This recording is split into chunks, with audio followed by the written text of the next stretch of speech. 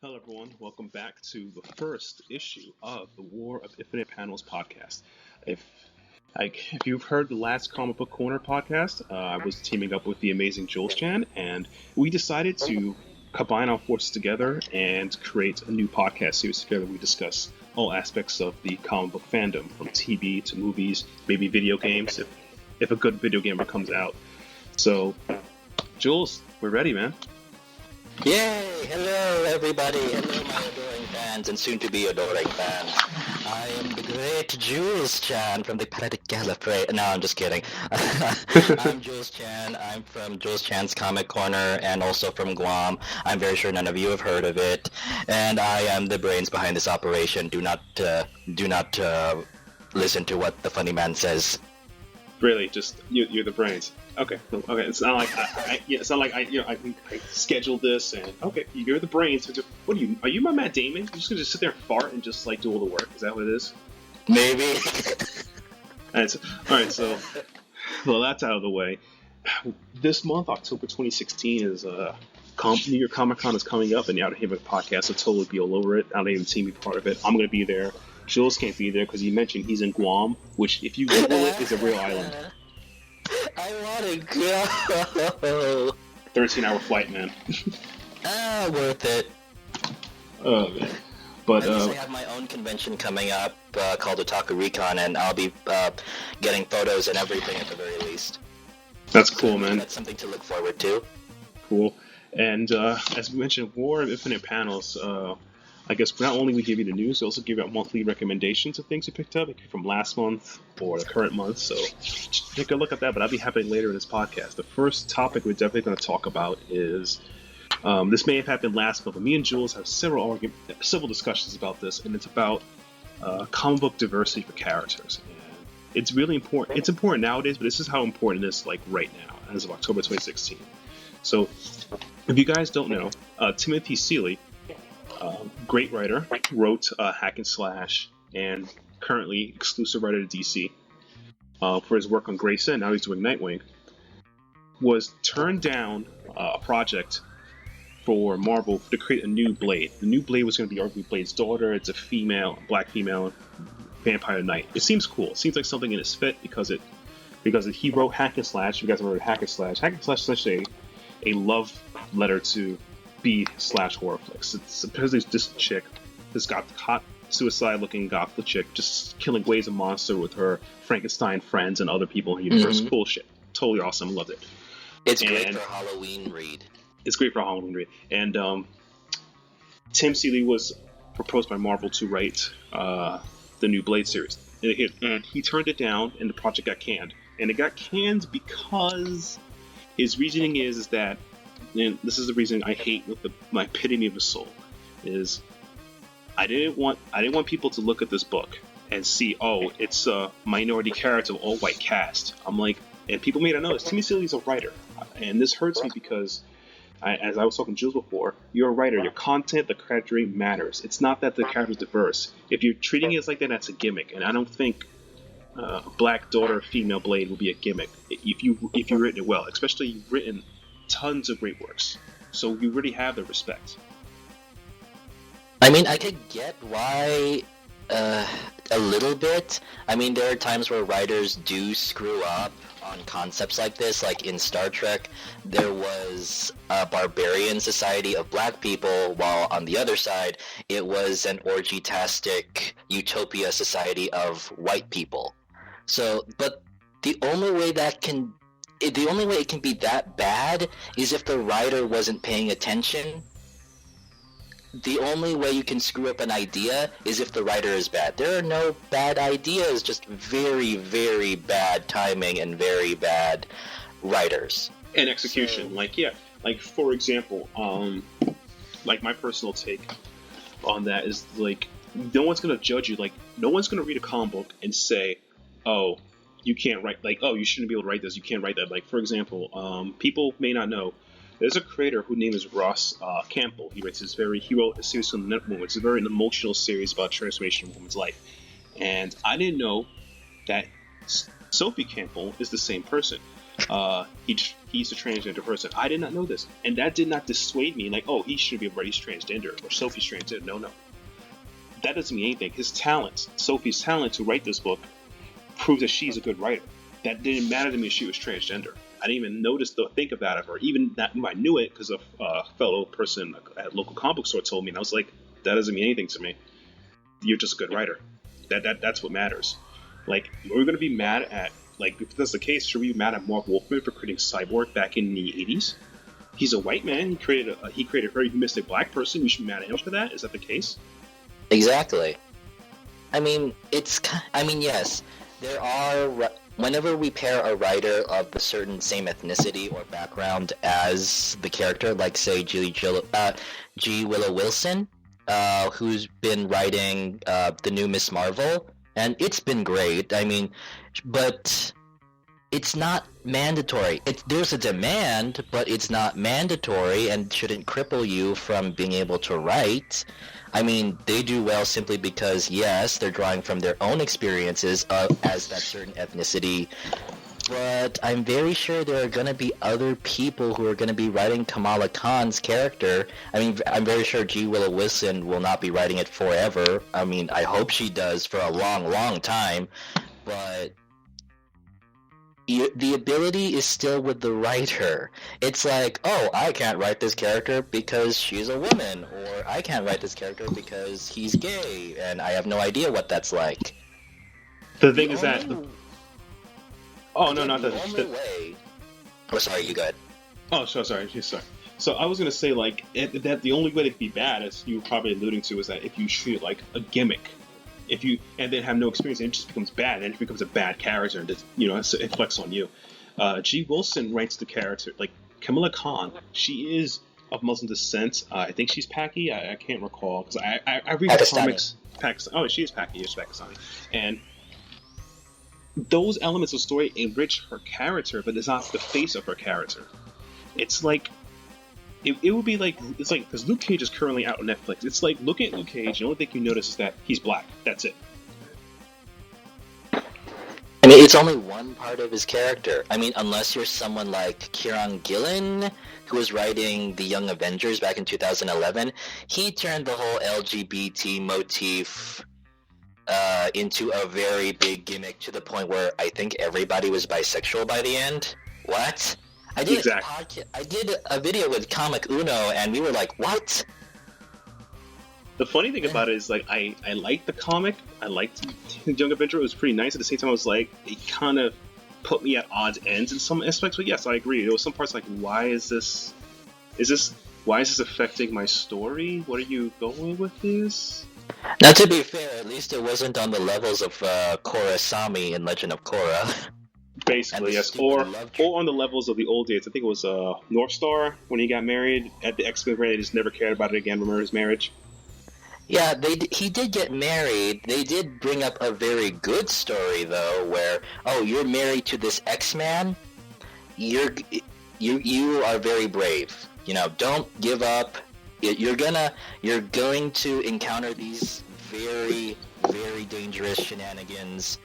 But you're not going in blind. I did like that story. After North Star did get married, they did bring up the fact that you're marrying a superhero, and it's not always safe, but you're brave for doing so. And, yeah, but the worst part though is then after that, you just box it away. That's the point I'm getting to. It's like you just box it, never again they talk about it or use it again. That's the part where they're using diversity as a gimmick, and I hate that. That is something that should not be used in the Kamala community. But to deny someone, go ahead. If it's only one aspect, we don't have to mention it as much. But I did still think that story was pretty good. Also with the whole deportation storyline. But yeah, to use it as a gimmick, the only way I could tell the only way to be sure that something is a gimmick is if the writer is very inept. Like, this is the only thing that they're going to talk about. Like with Young Avengers, it was like Billy and Ted's relationship being challenged. That was pretty much the center point throughout the entire thing. I mean, yeah, it's the most memorable part of these two, but Still, there's more to the Young Avengers than Billy and Ted, and this lasted for 12 issues. Yeah, and the weird part about it is that I was surprised that they didn't mention Amaris as much, or the other characters. It was like, I feel like Billy and Ted somehow became the face of the comics. I do like Billy and Ted as a dynamic, as a team. Oh, this is, as a pairing. I mean, they're pretty cool in Young Avengers by Al Ewing as well. And it's like, maybe that was the point of the book. They were supposed to be the stars of the book, but at the same time, you were expecting a team book, not just Billy and Ted and these guys. I barely knew any of the new characters. Yeah, Miss Chavez, I think she's in the Ultimates now. It's like, Marvel Boy? Like, okay, he's a hot Skrull guy. That's it. Okay, and he's dating Mockingbird. Okay. But, yeah, the only way you can make it into a gimmick if it's the only thing we're going to talk about. Yeah. And you want to shove it down our throats constantly. Doing it once in a while is fine. Like, we can bring it up every once in a while, but you can. It shows the ineptitude of the writer or him trying to take advantage of it. And we don't think that. And back to the focus point, we don't think that Tim Seeley is like white face black character. It's like that's not as much as I agree that we need diversity writers and creators in the industry. You should give people who don't have a voice the best voice you can get for them. Like, as much as I do not like Bendis' Miles Morales run, I don't think it's that great. I feel someone else can do better, but it's great that he exists. That is a good thing.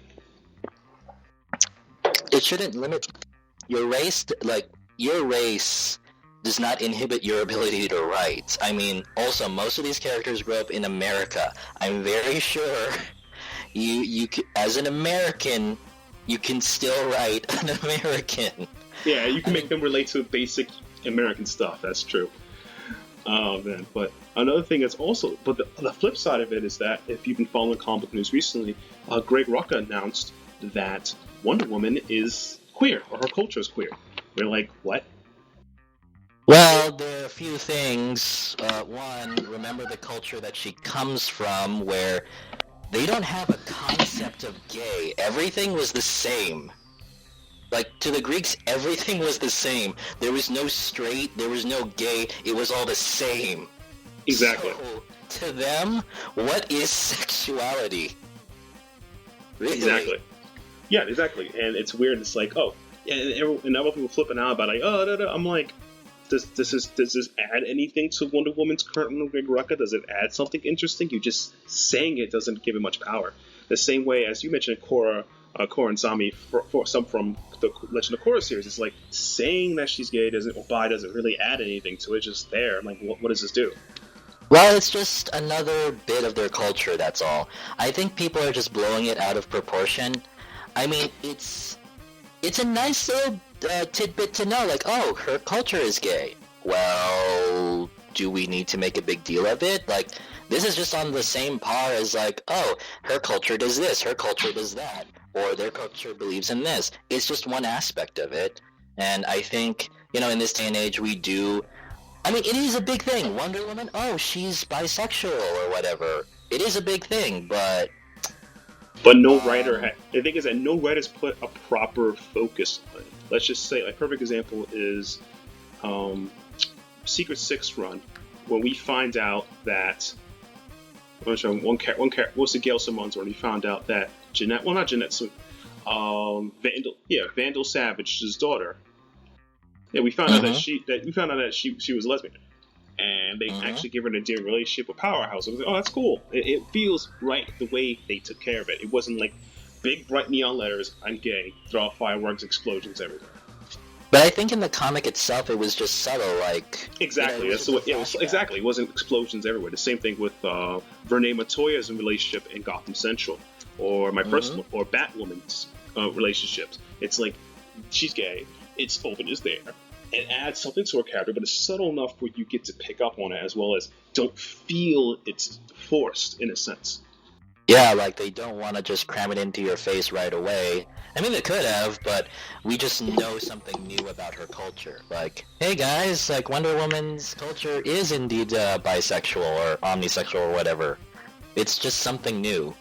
I mean, it's a great thing, at least, Yay, Wonder Woman, welcome to the family. Yeah, but the thing is that I feel like as this adding it doesn't add much depth to it. It wasn't like there was a bunch of stories of Wonder Woman that ever leaned to get this perception. This is something that's being told, if that makes sense. Like, yeah, like it just came out of the blue. Exactly. It's like when you found out Marie in Gotham Central, Marie Montoya was a lesbian, and the reason why she was gripping it was because her parents come from a strong Catholic background. That makes sense. It's like now you see why she was struggling the way she was, like, sort of pushing her relationships away, as well as trying to keep so central. The way she acted, she didn't want to be called a dyke at her workplace, so she was keeping level of control of her relationship. That made sense. That's why she only trusted arguably two people: Bullock, who was a jerk, and her partner. That was it. I think also in the New 52 she resigned from the army, I think, because of the whole, at the time, don't ask, don't tell. Exactly. But for Wonder Woman, I mean, I don't mind it, like, this element just being put out there. I do think, like, yeah, we need more diversity in comics, but also, at the same time, it needs to be put in a mundane kind of setting. It also needs to be strong content. It has to not be used as just a gimmick to do things. Like, perfect example is, not to diss Greg Pak and Frank Cho, you guys are great, but the way Marvel marketed the first, like, 4 issues of the Totally Awesome Hulk, we're like, all Asian team. I'm like, dude, really? Yeah. I noticed that when I reviewed those issues, and, like, yeah, you can see it on the Outerhaven, but oh my gosh, how many Chos are here? And I have a friend whose name is also Cho. Like, Calvin, do you know any of these people?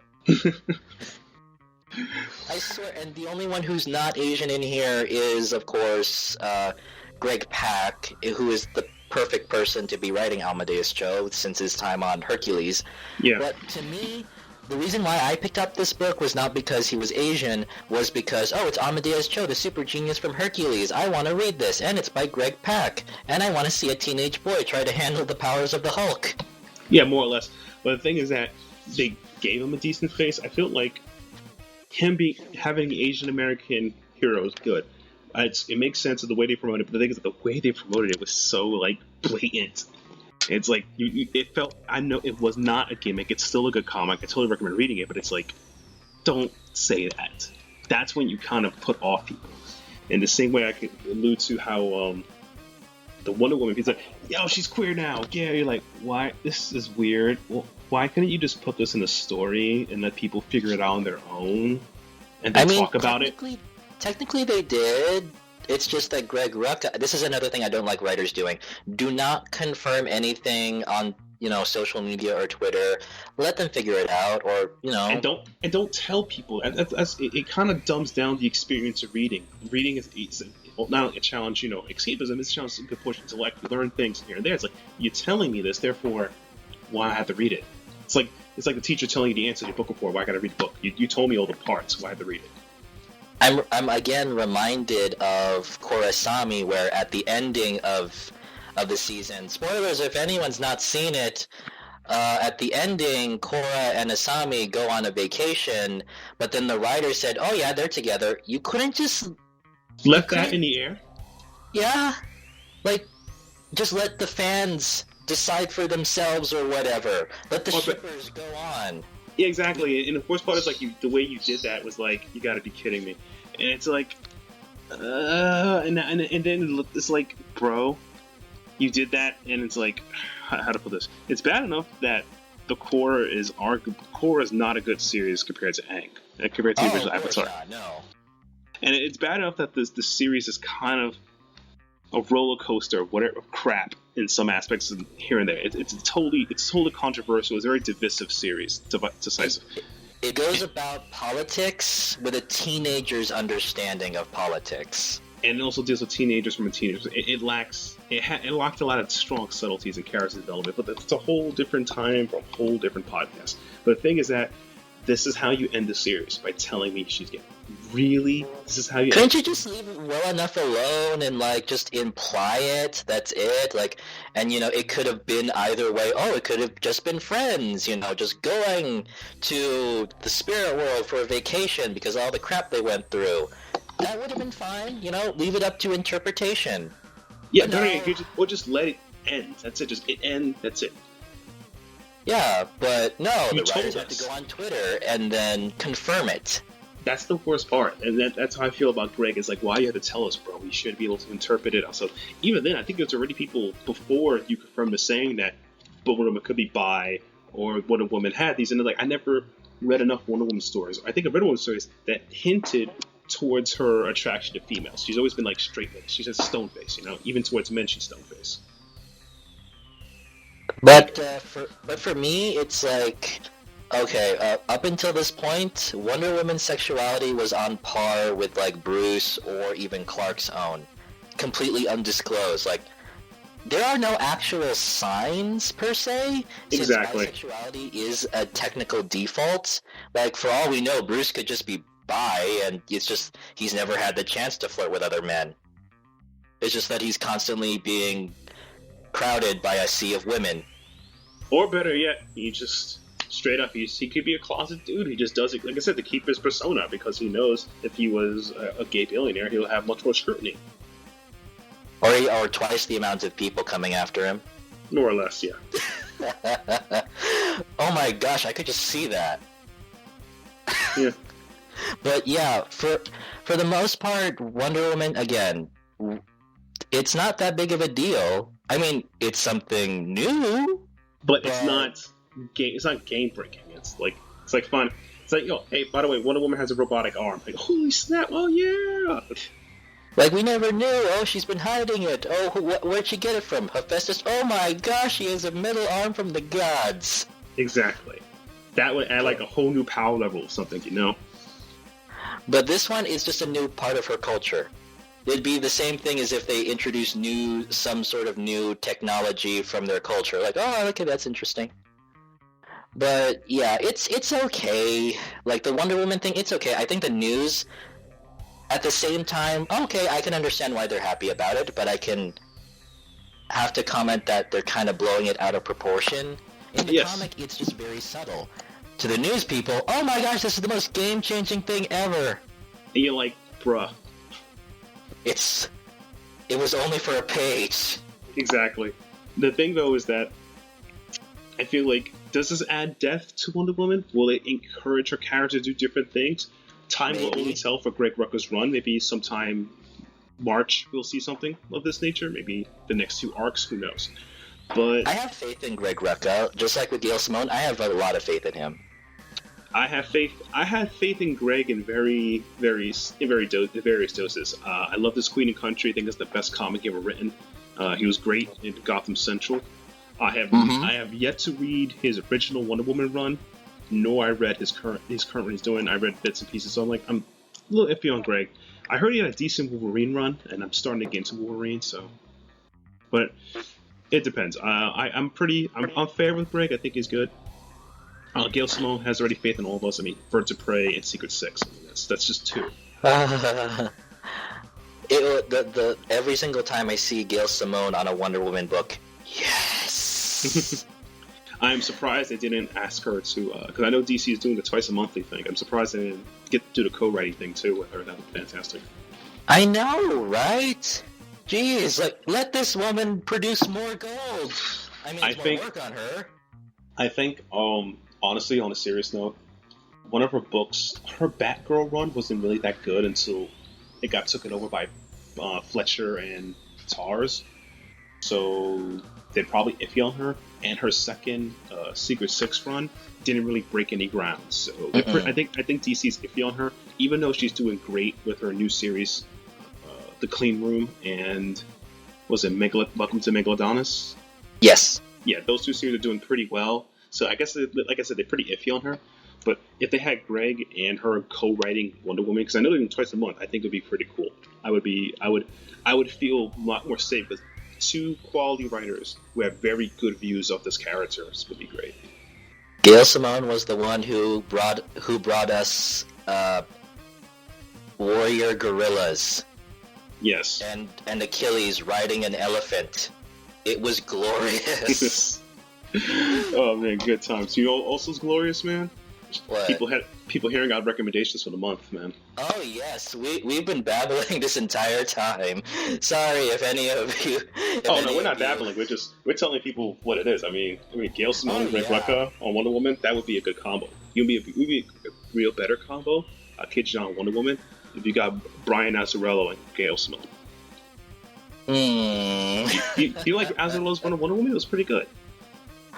I don't denounce that it was a good book. It's not a bad book by any stretch of the imagination. It was really good, but there are just certain aspects that I just very much disagree with, like the whole retconned origin story and a few other things, and also it was political fantasy. That's sexy. And also the whole, especially like how the Amazons treat her, it's less sister-like. Like, it's more, I don't know, like false princessy thing. To be fair, she represented, and during Azzarello run, she represented a higher form than herself. She wasn't an equal person of their standings. That's why I say it was like political fantasy. So it's pretty. But yet, this is the girl that you have spent hundreds of years with, who you basically, and has shown you nothing but compassion, and you're telling me throughout these hundreds of years of living with her, you still resent her just because of what she is. Yeah, that sounds about right. And also the whole Amazon thing, where like how they reproduce by having sex with the first ship that comes nearby and then killing them. Yeah, I was not a fan of that. Yeah, that sounded way too barbaric. That sounded super. I know I was pretty barbaric, but to be fair, it's been arguably 30 years, and we still kind of hate Jim Shooter. So let's be fair. Come on, that's fair. If someone can hold a grudge for hundreds of years against Wonder Woman, we can still hold grudges against Jim Shooter. I can still hold a grudge against Frank Miller, no matter what anybody tells me. See, so you really can't blame Amazons. But back to that was a bit of ramble. Recommendations. Now let's get to our recommendations. I'm going to start with my three. My three are The Fix, the first volume by Nick Spencer and Steve Iber. Fantastic. It's essentially, if you don't know who Nick Spencer is, he currently is at Marvel. He's writing Ant-Man, which is also a great book. He's also writing both Captain Americas, and I think the one book that started his great comedic value, he's funny, is Superior Foes of Spider-Man. So think of a comedy crime noir, and that's The Fix. Fantastic read. First 4 or 5 issues. Fantastic. Totally recommend it. So the next, go with you, man.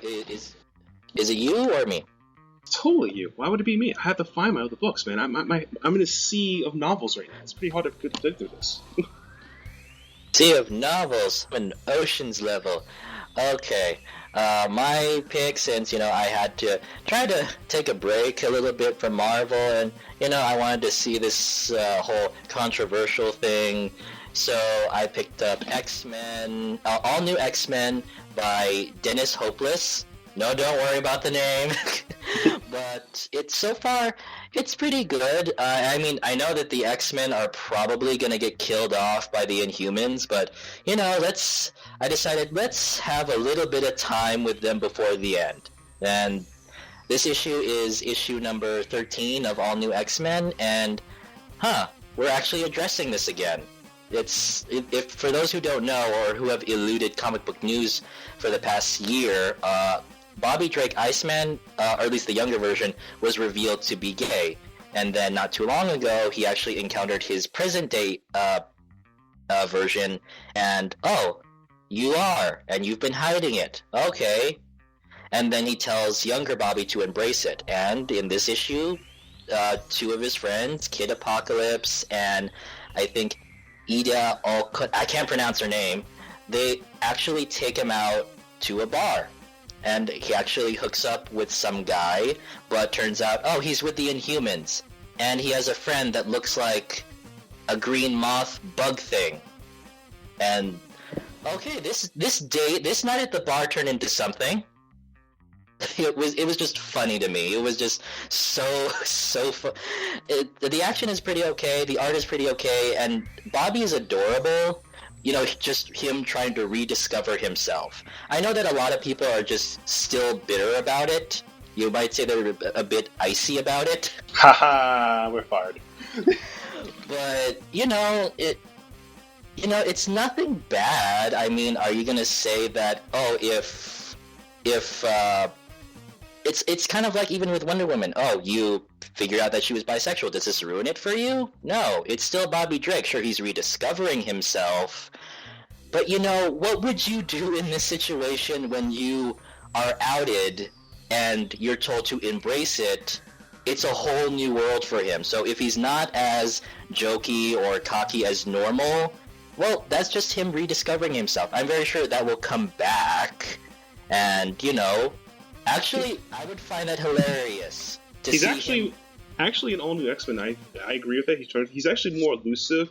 He uses jokes to deflect how he's feeling compared to back in the day. He uses jokes as honesty. So I feel like, yes, that is a change for him. And also, I would just find it hilarious with him actually just flirting with all his male enemies. And just, oh Bobby.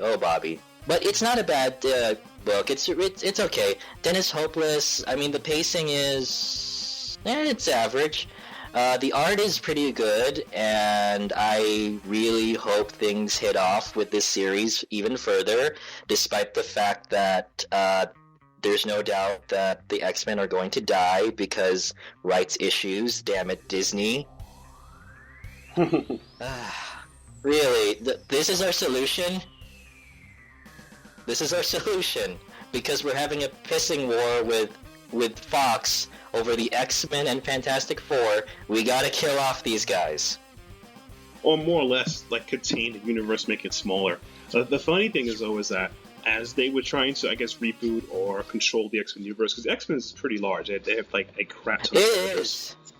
But seriously, and the X-Men, the Avengers, their group, nothing compared to the X-Men and how many of them there are. Some of these guys, 1/3 of these guys I know. The rest I don't know. No, the worst part of the third have like so many spin-offs, insane universes and teams. The thing is that it's just insane. So I'm happy for it. The thing is that even when they try to do it, to contain it, I thought I would just dump on the X-Men and just start reading Humans. I'm actually still liking the X-Men books. X-Men Me a too. lot more than Humans. So it's like there's something about X-Men that's just the magic of it's just good compared to the Humans. And even though the Humans been around longer, they've been nothing but support characters. And I think that's the problem. It's like giving support characters a book now, after all of the support development they had, it's kind of hard to piece it together since they never had, how to put this, successful series. These are just the first time doing it, so there's not like a formula to get it right. And Charles Soule is doing a fantastic job. Joe is James Amos. So I feel like for the Humans to catch on, it's just been like arguably the third or fourth year. It's going to take maybe a decade for people to look at the Inhumans the same way they look at the X-Men. And that's going to be a tough act to follow because, the group dynamic of the X-Men, that's also another thing that you're going to have to like about the current X-Men series, since it's more condensed. It's not like in the 90s where there were like a dozen X-Men series like Excalibur or X-Force, X-Factor, X-Corps, Uncanny. So many. Here, I think there's only like 4 or 5 X-Men titles. Let me just count off. We have Extraordinary X-Men, brand new, all new X-Men, Wolverine, all new Wolverine, Old Man Logan, Uncanny X-Men, 5. I think that's around 5 or 6. So I think that's just 5. Just count them off. That's small compared to previous years. Yeah, it was insane. Plus minis. Oh yes. That could have been a very huge turnoff to new readers. It turned me off for a long time, but when they started condensing everything, okay, this is so much easier to follow. Yeah, I mean, I'm following I think all the X-Men books except for Uncanny X-Men because I'm just not a fan of Greg Land. Sorry, I'm just not. Yeah. For those who don't know, Greg Land is Porn Face Man. If you've seen that before, yeah, Greg Land is famous for, as an artist, for finishing things on time. He will get the people get the issue out. It's like timely good. Just don't ask how he got it done. Just leave it as there. Greg, why does this look like a porno? Exactly. It's so bad. Why do you have it? Look at it, like freaking. Oh God, I can go on the issues. Like the tracing he uses. Just Google Greg Land. Just Google it, and you'll find out the horror. Horror. Oh man! So after your recommendation of the latest all-new X-Men issue, which is issue number 13. It's a good series. You guys should be checking it out. I'm probably going to check out the rest of the X-Men books too.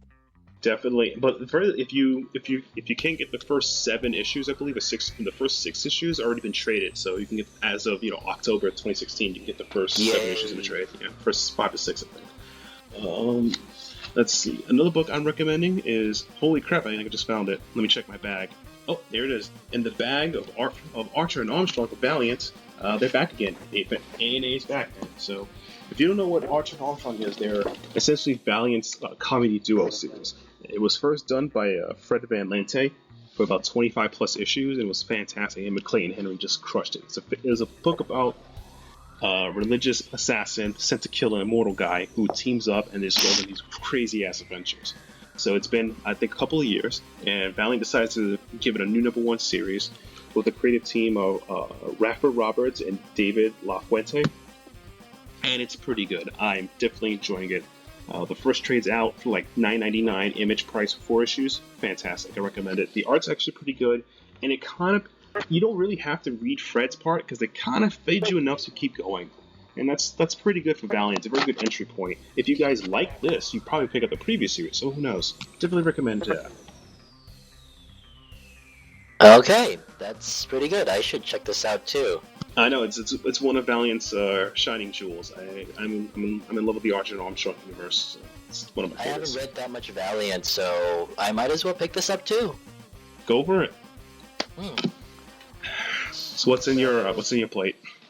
Let's see. Oh, let us search the library of jewels, Chad. It's bigger on the inside. Despite the fact that I said I would read more Marvel, I'm still trying to keep up with the Rebirth run, and so far I've been mainly sticking with Superman. And for those who you haven't heard, it's the pre-New 52 Superman. The New 52 Superman sorta kinda died. Don't ask. And it's just an average day, a sort of average day at the carnival. You know, like after a week or so of superhero fighting, you know, Clark going off with the Justice League, getting acquainted with them. You know, it's time that we actually went to the carnival. But for goodness sake, we can't even get a day off. And, you know, Clark tries to save the day off screen, and then Lois is just eyeing him. You better not be working. And so far, John is adorable. John, he's the right kind of fanboy. He does praise his dad, but he's not a jerk about it. The thing is that John, to me, is what I wanted Damien to be as a kid. And that's why I hate Damien so much. Like, this is the kid. He's a hero. He wants to be one. He idolizes his dad, but he wants to be... He's a kid. Damien is not a kid. That's why I hate Damien so much. I hate Damien so much because he's the personification of the worst aspects of the Batman fandom. He's Jason Todd 2.0 in some aspects. But so far, John, he's still a kid, but I don't hate him. No, exactly. He's excitable. He wants to get into the action, but he's the right kind of fanboy. Yeah, and also the ending is uber adorable. And the best part about it is that he doesn't like turn to Super Mary Sue. Oh my God, I'm super powerful mode. Like he actually has fear. Like when he was, I think in the previous issue, in Action Comics, he was almost going to get killed. His mother saved him. He was actually afraid that he was going to die. Unlike Damien, he was like, "Bring it on! I got like 20 blades. I'm an edgelord." And this book is by Peter J. Tomasi. For those who don't know, he used to write the Batman and Robin series during the early days of the New 52, and so far this new Superman series, it's been pretty hit or miss so far. It's been moving very slowly. Action Comics, although by comparison, is even slower. So I would have to say the Superman main book is a lot more better. No, wait, no. I'm thinking about Action Comics. I'm sorry. I've been out of the loop a little bit. The main Superman series is still great. There are a lot of really good moments here, especially last issue where Lois got into a mech suit and beat up a Kryptonian android. I love comic books. It's just one of those moments where you just have to take it in, and dear God, I love comic books. No, seriously, Lois getting into a mech suit and beating up a Kryptonian android in space. Saving her son too. Exactly. And Superman bursting out of the android that swallowed him. Dear God, I love comic books. Or you just love Action Comics. Nah, Action Comics is okay, but is slow. I mean, it lives up to its name. Lots of action. Just I wish it would stop. But Superman, there's more character moments. There is action, but it doesn't consume everything. And again, John is not annoying. He looks up to his dad. Yeah, he oversteps a bit, but it's not to any detrimental extents. And, you know, them being a family together, like, I always laugh at all the people who said that superheroes getting married artificially ages them and makes them uninteresting. Be quiet while I enjoy as Superman teaches his son how to fight a tentacle monster. I think, all joking aside, is marriage within a comic book as well as TV, as we get into that, has always been a sort of kiss of death. Like, they don't know what to do after it. And writers never... I feel like you can write, things about post-marriage without inciting bullshit. You can. It's doable. Superman does it. There was a show I watched... Shameless does it, even though they're not really married per se, but there's a bunch of TV shows that does the marriage angle properly. I can't think of right now. And a bunch of comics as well. So it's like, marriage isn't really the kiss of death. The kiss of death is the writer, as we pointed out, being equipped to write the scenario. Unless you're like Joe Quesada, where, Spider-Man getting married is such a horrible thing, and it doesn't make him interesting anymore. Let's undo the marriage. Pretty much. One more day. Pretty much. Now, while you're weeping over that marriage team, I'm going to talk about the real team up: Power Man and Iron Fist. It's a bromance. It's a bromance, not a marriage. It's totally straight. I swear. As far as we know. As far as we know. Well, except for Luke Cage getting married. But yeah, he's Luke Cage. Yeah. But yeah, but I enjoyed the series too when it first came out. Yeah, it's fantastic. The first trade is currently out as October 2016. David Walker and Sanford Green are a great comic team, doing fantastic. And Luke Cage is currently on Netflix, so, great things are happening. I totally recommend it. And those are my 3 books I recommend for, October 2016. Your final book. I want Iron Fist's suit. I want it. Which one? The new one. Oh, I'm not essentially a fan of that. I'm very pro of one or the other. You want to rock the V-neck, do the singular. You can't do the tracksuit he had in the Immortal Iron Fist. And it looks weird. I would rather, like I said, I would rather have you one or the other. The 70s weird V one, or the tracksuit from the 2000s run with Bruce Baker and Fraction. I mean, those outfits are hard acts to follow, but for some reason I want this tracksuit. And also, I love Danny being more... He's still laid back, but I think he's the more comic one in here. He kind of was a little bit in the original run with Mary Jo Duffy. I mean, they both were, but yeah, it's very tongue-in-cheek. But Danny's being weird. Yeah, I would say because the other things we said about Danny is that, and people may know, Danny Rand is, if not one of the very first comic characters, arguably one of the very few echelon comic characters is in an interracial relationship. His relationship with Misty Knight. And Misty Knight's currently with Sam Wilson and Captain America. So I'm super sad about that, just because they were like my favorite couple. And I'm hoping that the new Iron Fist series, whenever it comes out, that Misty Knight pops into his universe and they become a real couple.